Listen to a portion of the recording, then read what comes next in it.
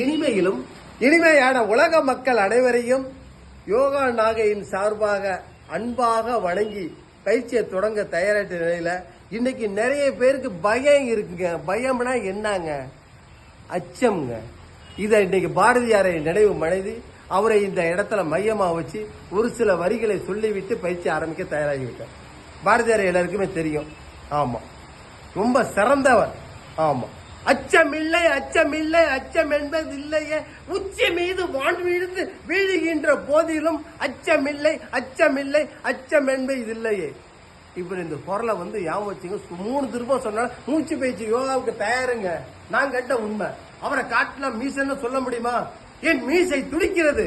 அவர் உருவத்தை காட்டுறோம் பாருங்க இந்த இடத்துல ஆசனத்தின் மூலம். நல்லா தெரிஞ்சுங்க. இந்த இடத்துல இப்ப நீங்க பாரதியார பாக்குறீங்க மீசையோட. அவரை மையமா வச்சு பயிற்சியை தொடங்க போற.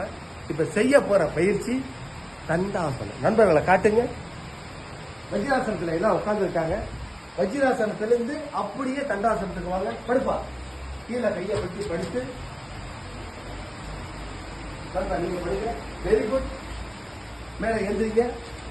உடம்பு இந்த கம்பி மாறிக்க நேர இருக்கணும். ஆனா தலைய பூமியை பாருங்க. நல்ல அருமையா செய்றீங்க. முதுக லேசா தூக்கிறதுக்கு முயற்சி பண்ணுங்க. தலைவரும் அருமையா செய்யறாப்புல. இதுல எந்த மாற்றமும் இல்லை. குழந்தைகளை சிறு மாற்றம் ஏற்படும். செய்யத்தான் அது வரும். எந்த மாற்றமும் இல்லை. ரவிசாரம் சரியா செய்யறாப்புல. ஆனா தலையை மட்டும் ரவிசார் கொஞ்சம் மேல தூக்க போகும். அதுக்கு மேல வேண்டாம். பூமியை பார்க்கணும். இந்த அளவை பாருங்க. உண்மையிலே எனக்கே ஆச்சரியமா இருக்கு. இந்த சிறு மாற்றங்கள் செய்து விட்டால் என்ன பலன் கிடைக்குன்னு உங்களுக்கு தெரியும். உடல் உறுதியாகுங்க. பயம் தீருங்க. ஏங்க பயப்படுறீங்க? நம்ம தப்பு செய்யறதான பயப்படணும். எங்க நோக்கில இந்த உடலை இயக்கிட்டால் யோகாவில் அதாங்க தன்மை இருக்கு.